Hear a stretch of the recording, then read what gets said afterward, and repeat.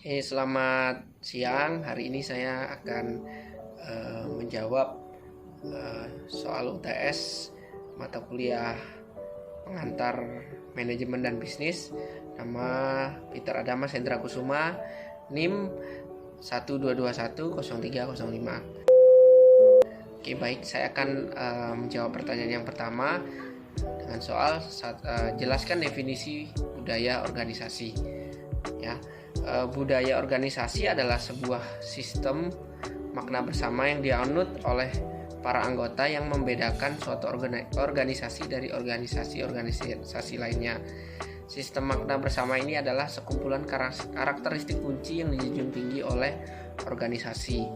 Kemudian menurut Profesor Dr. Haji Edi Sutrisno MSI, dalam bukunya berjudul Budaya Organisasi, budaya organisasi dapat didefinisikan sebagai perangkat sistem nilai-nilai atau values, keyakinan-keyakinan atau belief, asumsi-asumsi atau assumptions, atau norma-norma yang telah lama berlaku, disepakati dan diikuti oleh para anggota suatu organisasi sebagai pedoman perilaku dan pemecahan masalah-masalah organisasinya. Budaya organisasi juga bisa disebut sebagai budaya perusahaan, yaitu seperangkat nilai-nilai atau norma-norma yang telah relatif lama berlakunya. Kemudian nilai-nilai atau norma-norma ini dianut bersama oleh para anggota organisasi, yaitu karyawan, sebagai norma perilaku dalam menyelesaikan masalah-masalah organisasi atau masalah-masalah dalam perusahaan. Jadi bisa disimpulkan adalah budaya organisasi ini adalah satu nilai atau value atau norma-norma yang sudah dianut oleh seluruh anggota organisasi, yaitu karyawan itu sendiri, di mana budaya organisasi ini sudah pastinya tercipta dalam jangka waktu yang tidak sebentar. Ya, jadi budaya organisasi itu pasti diturunkan mungkin dari staf yang lama sampai kepada staf yang baru. Jadi simpelnya budaya organisasi ini sesuatu yang berkelanjutan sampai kepada mungkin tutupnya organisasi tersebut atau perusahaan tersebut. Jadi kurang lebih itu jawaban saya untuk pertanyaan nomor 1. Pertanyaan kedua, jelaskan definisi dari bisnis internasional. Apakah itu bisnis internasional? Menurut Griffin, bisnis internasional adalah transaksi bisnis antara beberapa pihak dalam lebih dari satu negara. Kemudian sedangkan menurut Hadi, bisnis internasional adalah suatu studi tentang transaksi ekonomi yang meliputi perdagangan internasional, yaitu ekspor dan impor, dan foreign investment, baik itu direct maupun indirect, direct secara langsung atau indirect secara tidak langsung, yang dilakukan oleh individu dan perusahaan atau organisasi dengan tujuan mendapatkan keuntungan dan manfaat tertentu. Kemudian menurut Kavus Gill, bisnis internasional itu adalah suatu aktivitas perdagangan dan investasi yang dilakukan oleh perusahaan melintas batas satu negara dengan negara lainnya. Jadi bisnis internasional itu adalah proses perdagangan ya antara satu perusahaan, baik itu secara perusahaan yang besar maupun kecil, atau mungkin secara perorangan terhadap satu perusahaan atau perorangan yang ada di negara lain. Jadi bisnis internasional itu berlaku tidak hanya di antar satu negara saja, satu negara dengan negara lainnya, bisa lebih dari satu negara. Mungkin bisa contoh kita bicara bisnis internasional adalah Indonesia dengan pebisnis di Indonesia dengan pebisnis di Singapura, Malaysia, Thailand. Itu untuk Asia Tenggara, mungkin bisa sampai di kawasan Asia seperti Indonesia, pebisnis Indonesia atau perusahaan Indonesia dengan perusahaan di Cina, Korea Selatan, Jepang, atau mungkin di Eropa. Jadi kurang lebih proses apa yang dimaksud dengan bisnis internasional itu adalah proses perdagangan, transaksi bisnis yang dilakukan oleh beberapa pihak. Itu untuk jawaban saya yang nomor 2.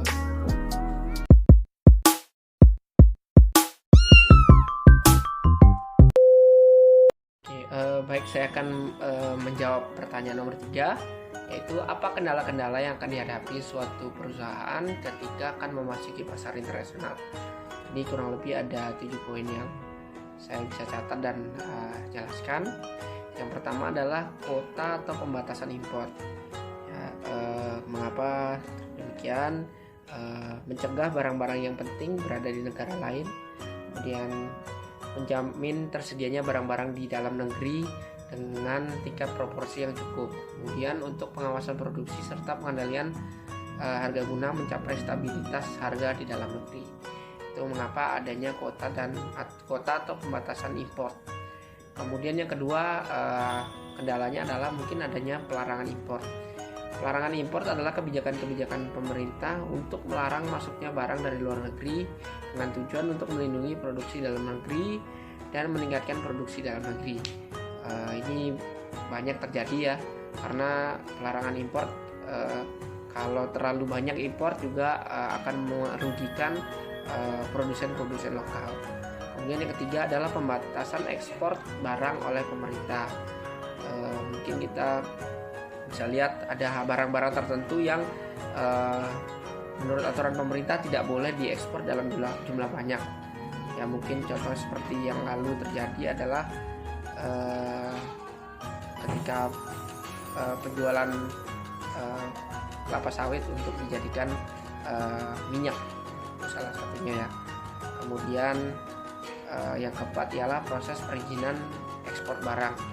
Ya, jadi salah satu kendala suatu perusahaan untuk mau memasuki pasar internasional adalah perizinan, karena memang perizinan untuk bisa mengekspor suatu barang itu tidaklah mudah.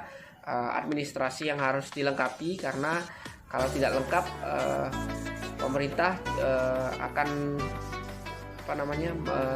mengalami kerugian, karena keuntungan dari ekspor itu akan masuk dalam devisa negara.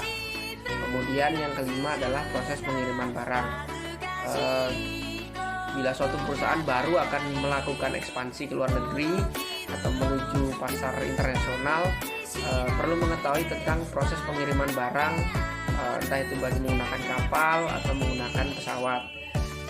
Bila tidak memiliki informasi yang cukup, bisa jadi barang yang harusnya tiba dalam waktu 1 minggu karena ada satu dan lain hal dalam proses pengiriman barang, karena terkendala oleh cuaca, mungkin terkendala oleh perizinan kapal atau pesawat yang hendak masuk ke dalam suatu negara terhalang, jadi sehingga menghambat proses pengiriman barang. Kemudian yang keenam, yang pastinya adalah branding yang belum dikenal oleh pasar internasional. Ini adalah satu tantangan tersendiri untuk satu produk atau suatu perusahaan hendak memasarkan produknya di pasar internasional. Produk yang akan dipasarkan harus memiliki branding yang kuat, sehingga customer baru yang hendak diinginkan atau hendak dicapai dapat mengenal terlebih dahulu produk-produk apa saja yang dimiliki, kemudian kualitas produknya seperti apa. Jadi proses branding itu sangat perlu bagi suatu perusahaan bila ingin produk atau perusahaannya dikenal di pasar internasional. Kemudian kendala yang terakhir adalah persaingan dengan produk-produk lokal. Ini yang tidak kalah pentingnya, karena di suatu negara pasti pemerintahnya berjuang untuk mensupport produk-produk lokal. Jadi supaya tidak harus warga negara tersebut membeli produk dari negara lain. Jadi kendalanya adalah bagaimana caranya sebuah perusahaan mampu membuat atau menciptakan suatu produk yang mungkin dari segi harganya murah sehingga bisa bersaing dengan market-market lokal yang ada di suatu negara tersebut. Nah, itu untuk jawaban saya yang nomor 3. Saya akan menjawab soal nomor 4. Berikan satu contoh dari perusahaan dalam negeri yang sudah go internasional, dan kemudian berikan penjelasan kenapa perusahaan tersebut sudah mampu go internasional dari segi budaya organisasinya, hubungan sosial dalam bisnis, SDM, dan legalitasnya. Saya bisa menemukan 2 contoh. Yang pertama yang mungkin sudah banyak kita tahu yaitu Gojek ya. Gojek dia sudah go internasional, dia sudah ada di Singapura, di Malaysia, dan di Thailand, dan sedang melakukan ekspansi ke beberapa negara Asia Tenggara lainnya. Jadi mengapa saya bisa berikan contoh Gojek? Kebetulan saya memiliki seorang teman yang sudah saat ini kalau tidak salah sudah resign. Kebetulan sempat bekerja di perusahaan Gojek di bagian marketing kurang lebih selama 2 tahun. Jadi saya sempat bertanya-tanya dengan teman saya ini bagaimana kondisi atau suasana bekerja di perusahaan Gojek. Yang pertama, kalau dari segi budaya organisasinya sangat bagus, karena budaya organisasi yang diciptakan oleh Bapak Nadiem Makarim pada waktu itu selaku sebagai CEO dan founder dari Gojek itu memiliki budaya di mana setiap karyawan itu diberi kebebasan, diberi ruang yang cukup luas untuk mengeksplor ide-idenya. Jadi, kemudian juga diberikan reward yang bagus untuk mereka yang bisa bekerja dengan baik, yang mampu bekerja dengan memenuhi target yang telah diberikan oleh perusahaan.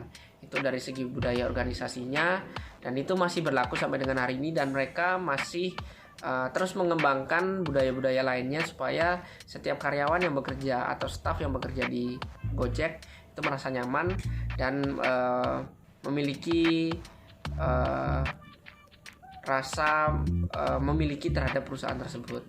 Kemudian hubungan sosial dalam bisnisnya juga, Gojek ini hubungan sosial dalam perusahaan tersebut sangat bagus dalam membangun citra mereka terhadap merchant yang mereka ajak untuk bekerja sama, baik itu merchant yang dari yang kecil sampai kepada yang besar. Kemudian juga kepada driver-drivernya, karena Gojek memiliki beberapa program yang cukup bagus untuk mensupport driver, kemudian untuk mensupport merchant-merchant yang bekerja sama dengan mereka. Jadi Gojek ini terus mengembangkan program-program yang bisa memberikan benefit juga yang cukup banyak. Itu untuk hubungan sosial dalam bisnis antara Gojek dengan mitra-mitranya. Kemudian dari sumber daya manusia atau SDM-nya sendiri, Gojek ini memiliki tingkat kualifikasi yang cukup tinggi, karena mereka memiliki harapan atau impian bahwa perusahaan Gojek ini harus terus semakin besar dan berusaha masuk di segala bidang.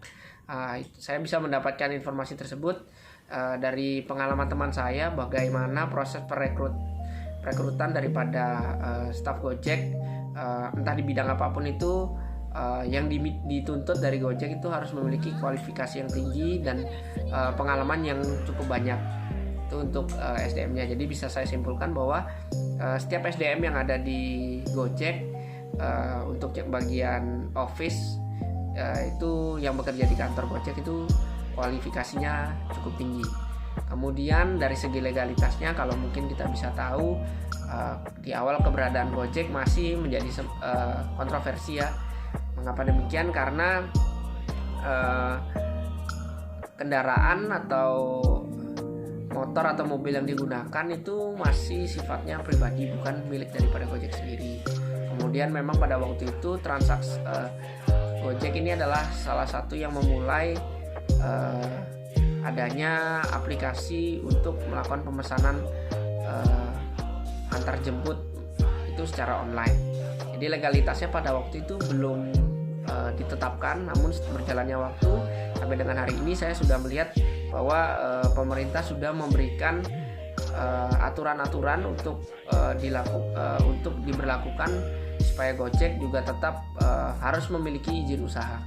Yang saya lihat legalitasnya saat ini sudah lengkap, dan juga sudah ada peraturan-peraturan yang diatur untuk supaya legalitas daripada Gojek ini ada. Kemudian juga salah satu contoh yang bisa kita lihat juga adalah Erigo ya. Erigo adalah salah satu brand yang cukup lama, yaitu produk lokal dengan produk yang ditawarkan adalah berupa pakaian seperti jaket, kemudian ada baju dan lain-lainnya, dan tas atau macam lainnya lah.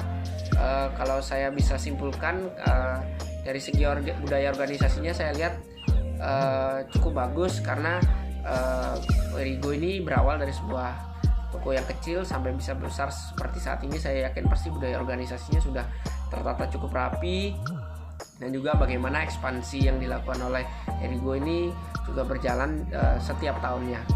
Kemudian hubungan sosial dalam bisnis, saya lihat juga bagaimana Erigo ini tidak hanya mementingkan soal bisnisnya saja, perkembangan bisnisnya, tapi dengan hubungan dengan customer juga. Saya lihat ketika kita membeli suatu produk, mungkin bisa kita beli di Tokopedia atau mungkin di Shopee, pasti admin daripada Erigo menanyakan feedback tentang produk yang kita pakai, apakah terasa nyaman, atau feedback lainnya yang mereka butuhkan. Jadi mereka tetap membangun hubungan sosial dalam bisnis mereka. Kemudian dari segi SDM, kita bisa lihat sendiri bagaimana kualitas daripada Erigo itu sendiri.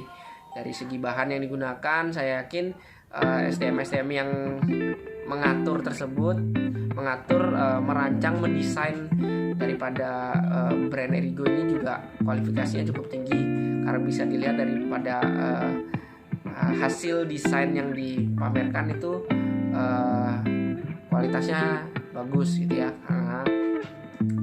Saya bisa bicara seperti itu karena kita bisa lihat waktu beberapa bulan yang lalu, atau kalau tidak salah tahun lalu, Erigo pergi ke pasar internasional dengan mengikuti New York Fashion Week. Itu adalah salah satu langkah besar yang dilakukan Erigo untuk go internasional.